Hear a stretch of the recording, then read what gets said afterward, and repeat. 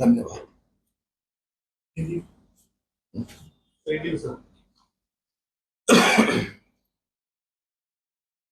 ठाकरे सरकार और Mumbai municipal corporation ने जो 35,000 प्रकल्प बाधित पीएपी घरों के नाम से 20,000 करोड़ का घोटाला किया, उसमें से थोड़ा सा हिस्सा प्रसाद ये शरद पवार परिवार की कंपनियों को भी मिला।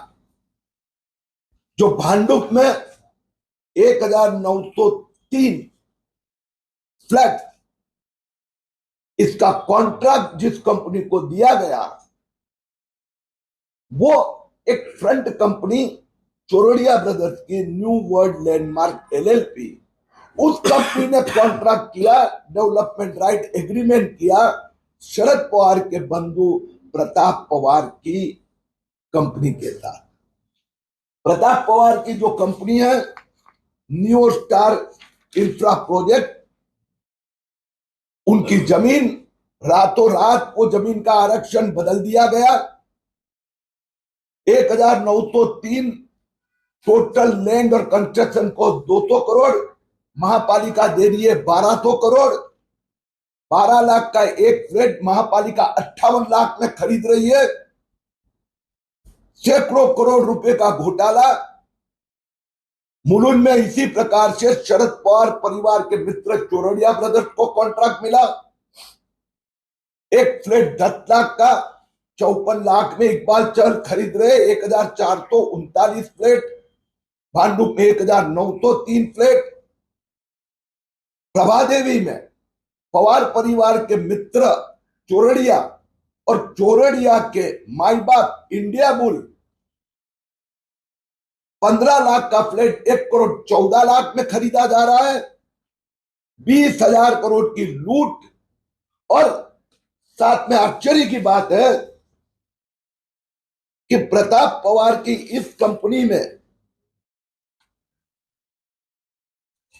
1 लाख की पेड अप कैपिटल है, सिर्फ 1 लाख की।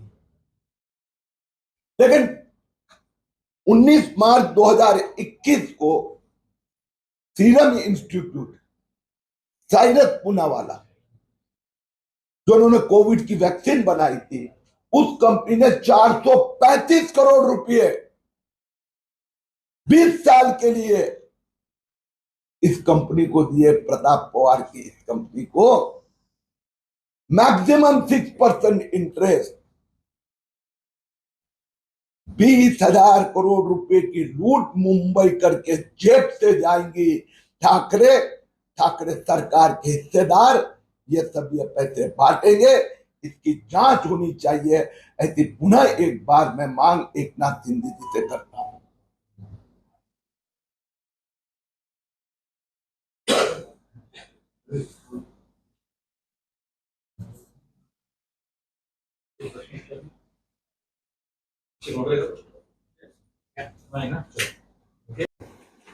संजय राऊत आणि उद्धव ठाकरेंची जी स्थिती आहे त्याबद्दल मी सहानुभूती व्यक्त करतो। दुर्दैवी अवस्था झाली आहे, कारण की 2014 लोकसभा असो की 2019 लोकसभा असो,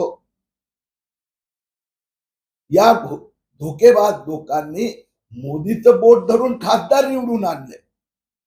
आता त्यांच्या लक्षात आलं की यावेळी मोदीजींच्या संबंधात आता असं सुरू झालंय, अब की बार 400 पार। म्हणून आता त्यांचा पोटात गोळा उठला आहे, म्हणून त्यांना ईव्हीएमची आठवण येत आहे। त्यांनी पराभव मान्य केला, याबद्दल मी त्यांचं कौतुक करतो। संजय राऊत और उद्धव ठाकरे धोखेबाजी से मोदी जी के नाम से ही चुनाव जीते। 2014 में लोकसभा में उनके 20 सांसद आए, वही मोदी जी और वही ईवीएम था। अब संजय राउत को जब नानी याद आती है तो ईवीएम की बात करते हैं। मैं उनकी परिस्थिति समझ सकता हूं कि उनको चुनाव के पहले ही उन्होंने पराभव स्वीकार किया, वास्तविकता का स्वीकार किया। अब की बार